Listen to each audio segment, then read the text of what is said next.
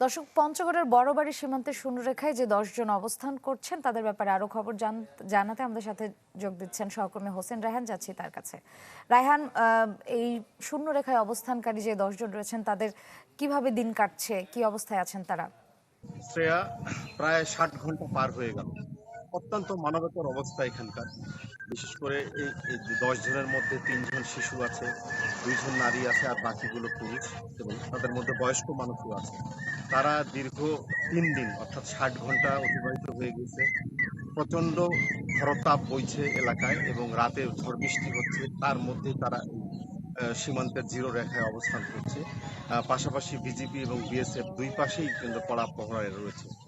গত 3 দিন ধরে একাধিকবার কোম্পানি পর্যায়ে এবং সেক্টর পর্যায়ে, ব্যাটালিয়ন পর্যায়ে পতাকা বৈঠক অনুষ্ঠিত হয়েছে, কিন্তু কোনোভাবেই বিষয়টি নিষ্পত্তি হয়নি।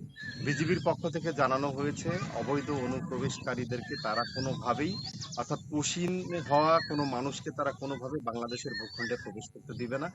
যদি কারো আইডেন্টিটি নিশ্চিত করা যায় সে বাংলাদেশী, তাহলে সেটা আন্তর্জাতিক আইনে তাদেরকে যথাযথ কর্তৃপক্ষের মাধ্যমে ফেরত দেওয়ার আহ্বান তারা জানিয়েছে।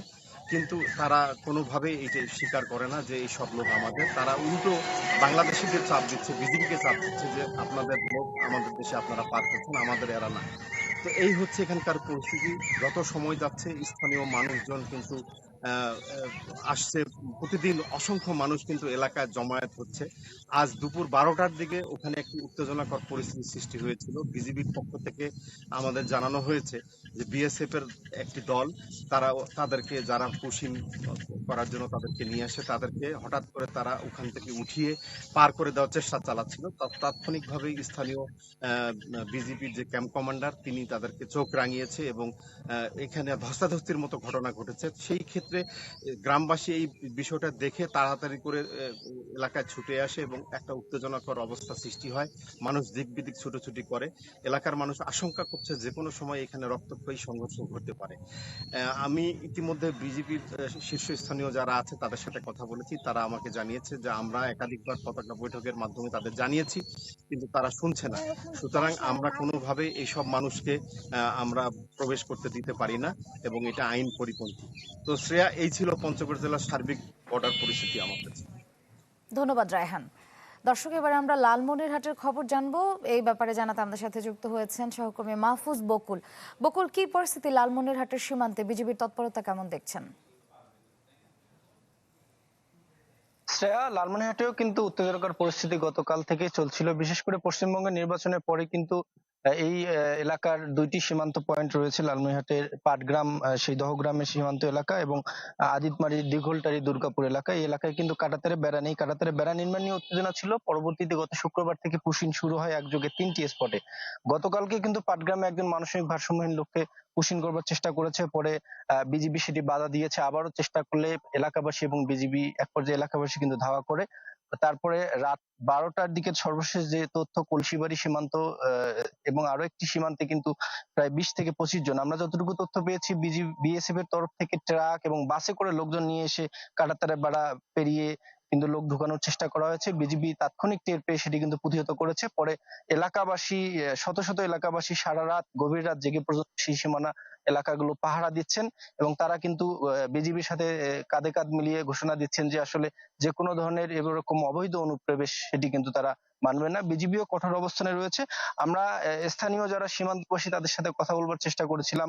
তারা যেটি বলছেন, তারা কিন্তু অনেকেই সীমান্তে পুশিনের শিকার, যারা সীমান্তে জিরো লাইনে থাকে তাদের সাথে কথা বলেন। তাদের ভাষ্য যেটি, যে এই সীমান্তের ওপারে ভারতীয় অংশে কিন্তু হোল্ডিং সেন্টার করা হয়েছে। সেই হোল্ডিং সেন্টারে লোকজন নিয়ে এসে জড়ো করে রাখা হচ্ছে এবং সেই লোকজনকে ধীরে ধীরে এভাবে ধীরে ধীরে পুশিন করবার প্রচেষ্টা কিন্তু আরো লক্ষ্য করা যেতে পারে, এমনটি আভাস দিচ্ছেন। পাশাপাশি আমরা যে পুশিন শিকার যে ব্যক্তিরা, তাদেরকে বিএসএফ এর তরফ থেকে ফেরত নেওয়া হলেও আবারও অন্যান্য সীমান্ত পয়েন্ট দিয়ে তাদেরকে পুশিন করবার চেষ্টা করা হচ্ছে। আমরা সর্বশেষ যেটি লক্ষ্য করেছি, বিজিবি কিন্তু গতকাল রাত থেকেও সাইকেলে করে মাইকিং করে এলাকাবাসী সজাগ থাকতে বলেছেন। এলাকাবাসীও কিন্তু বিজিবির সাথে থেকে এই প্রচেষ্টা সেটি কিন্তু নস্যাৎ করবার চেষ্টা করছেন। তবে এখানে কিন্তু একটু উদ্বেগের বিষয় আছে যে সীমান্তের এলাকাবাসী যেভাবে আসলে জড়িয়ে পড়ছেন, তারা প্রতিরোধ করবার জন্য বিজিবিকে সহযোগিতা করছেন। বিএসএফ এর যে আগ্রাসী মনোভাব, সেক্ষেত্রে যে কোনো মুহূর্তে এখানে রক্তক্ষয়ী সংঘর্ষ বা অপ্রীতিকর ঘটনার একটা শঙ্কাও কিন্তু তৈরি হচ্ছে। সব মিলিয়ে ছিল আমার কাছে লালমনিরহাট থেকে সবশেষ। শ্রেয়া। ধন্যবাদ বকুল। আমাদের আরেক সহকর্মী জাহিদুর রহমান যুক্ত হয়েছেন কুমিল্লা থেকে, তার কাছ থেকে আরো জানবো। কি পরিস্থিতি জাহিদ, কুমিল্লার সীমান্তের কি খবর?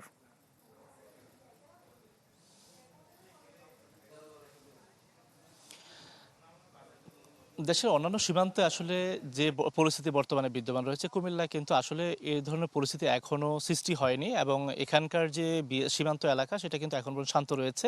তবে এক্ষেত্রে আমরা এখানকার যিনি বিজিবির 10 বিজিবির অধিনায়ক লেফটেন্যান্ট কর্নেল মীর আলী এজাজ, তার সাথে আমরা কথা বলেছিলাম। তিনি বলছেন যেহেতু এইটা আসলে বাংলা ভাষাভাষী যারা রয়েছেন তাদেরকে জোরপূর্বক বাংলাদেশে পাঠানোর চেষ্টা করছে, সেটা প্রতিরোধে বিজিবি শুরু থেকেই সচেষ্ট রয়েছে। বিশেষ করে গত আইন শৃঙ্খলা কমিটির সভায়ও কিন্তু বিষয়টি নিয়ে আলোচনা হয়েছে। সেক্ষেত্রে তারা কিন্তু সীমান্ত এলাকা সতর্ক রয়েছে। এক্ষেত্রে আপনাকে একটা তথ্য জানিয়ে রাখতে চাই যে কুমিল্লার কিন্তু 5টি উপজেলা কিন্তু ভারত সীমান্তে পড়েছে, যেটার অপর প্রান্তে ত্রিপুরা এলাকা রয়েছে। আমরা দেখেছি যে বিগত সময়ে গত বছরও কিন্তু দেখেছি যে 15 জন বাংলা ভাষাভাষী যারা রয়েছেন তাদেরকে কিন্তু জোরপূর্বক এই অঞ্চল দিয়ে কিন্তু প্রেরণ করা হয়েছে। সেই থেকে কিন্তু বিজিবি সতর্ক অবস্থানে রয়েছে এবং যেহেতু এই বিষয়টি বর্তমানে অন্যান্য অঞ্চলেও কিন্তু বেশ আলোচনা চলমান রয়েছে, সেই পরিস্থিতিতে বিজিবি শুরু থেকেই সতর্ক রয়েছে এবং পাশাপাশি স্থানীয় যারা লোকজন, বিশেষ করে সীমান্ত এলাকা যারা বাঙালি যারা বসবাস করেন তাদেরকেও কিন্তু সতর্ক করা হয়েছে, যাতে কোনোভাবেই বিএসএফ সদস্যরা যেন বাংলা ভাষাভাষীদেরকে এদেশে পাঠাতে না পারেন জোরপূর্বক, সেই বিষয়টা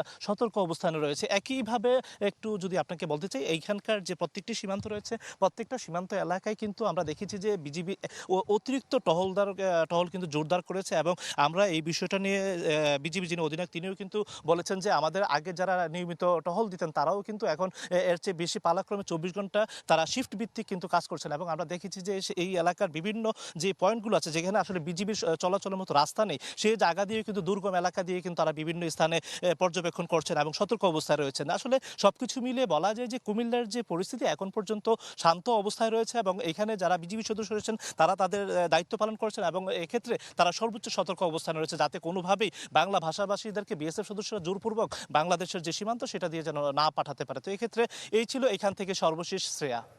ধন্যবাদ জাহিদ। এবারে আমরা জয়পুরহাটে যাচ্ছি, সেখানে আছেন সহকর্মী হারুনুর রশিদ।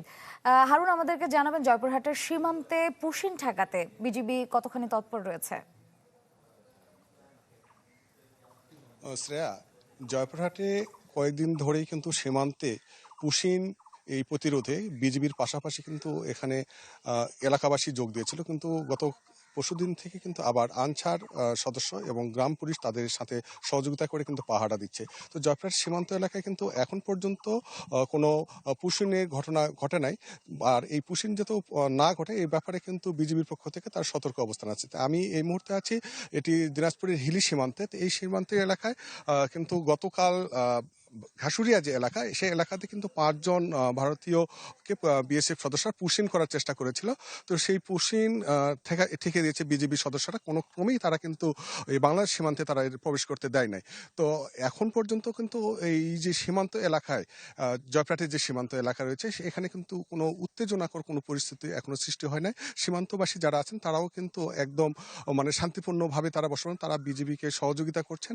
বিজিবি সদস্য যারা আছেন তারাও কিন্তু এখানে এলাকায় জনসচেতনামূলক তারা মাইকিং করছেন, প্রচারণা চালাচ্ছেন যে সীমান্ত এলাকায় যাতে কোনোভাবেই অনুপ্রবেশ কেউ না করতে পারে এবং স্থানীয়দের তারা সহযোগিতা চাচ্ছেন। তা আমি এটা দেখেছি, দেখেন এটা হিলি সীমান্ত 0 পয়েন্ট, এই যে প্রাচীর রয়েছে, এই প্রাচীরের পাশে এটি রেল লাইন ঘেঁষে কিন্তু এখানে 10 গজের ব্যবধানে কিন্তু এটি সীমান্ত, এটি প্রাচীর, এই প্রাচীরের পরে এখানে তার কাটা রয়েছে। বিজিবির পক্ষ থেকে কিন্তু তারা যেটি বলেছেন, আমরা সতর্ক অবস্থানে রয়েছি, কোনো ক্রমেই যেন ভারতীয়কে এখানে বিএসএফ এর মাধ্যমে অনুপ্রবেশ না করতে পারে সে ব্যাপারে তারা সচেষ্ট রয়েছেন। তো সব মিলিয়ে কিন্তু জয়পুরহাটের সীমান্ত পরিস্থিতি এখন পর্যন্ত শান্ত রয়েছে। শ্রেয়া। ধন্যবাদ হারুন।